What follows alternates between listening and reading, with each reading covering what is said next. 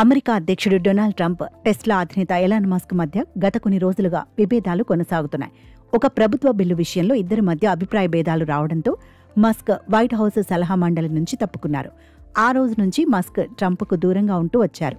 ఇటీవలి ఈ గొడవలు, అపార్థాల తర్వాత తొలిసారిగా ఎలాన్ మస్క్ వైట్ హౌస్లో అడుగుపెట్టడం రాజకీయ, వ్యాపార వర్గాలలో పెద్ద చర్చకు, ఆసక్తికి దారితీసింది. Saudi Arabia crown prince Mohammed bin Salman దాదాపు 7 ఏళ్ల తర్వాత అమెరికాలో పర్యటిస్తున్నారు. ఈ సందర్భంగా ఆయన గౌరవార్థం అధ్యక్షుడు డొనాల్డ్ ట్రంప్ వైట్ హౌస్లో ప్రత్యేక విందు ఏర్పాటు చేశారు. ఈ అపురూప కార్యక్రమానికి ప్రపంచవ్యాప్తంగా పలువురు ప్రముఖులను ట్రంప్ ఆహ్వానించారు. వారిలో ఎలాన్ మస్క్ ఉండటం అందరి దృష్టిని ఆకర్షించింది.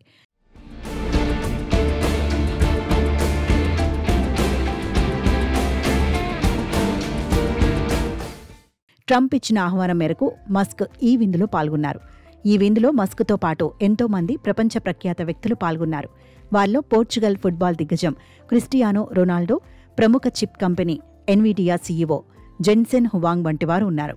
గతంలో ప్రభుత్వ విధానాలపై బహిరంగంగా విభేదించి సలహా మండలి నుంచి తప్పుకున్న మస్క్ ఇప్పుడు తిరిగి ట్రంప్ ఆహ్వానం మేరకు ఆయన ఏర్పాటు చేసిన విందులో పాల్గొనటం వెనుక చాలా ప్రాధాన్యత ఉందని రాజకీయ విశ్లేషకులు భావిస్తున్నారు.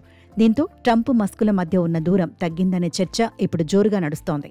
వీరిద్దరి మధ్య పాత విభేదాలు సమసిపోయాయని వ్యాపార, రాజకీయ విశ్లేషకులు అభిప్రాయపడుతున్నారు.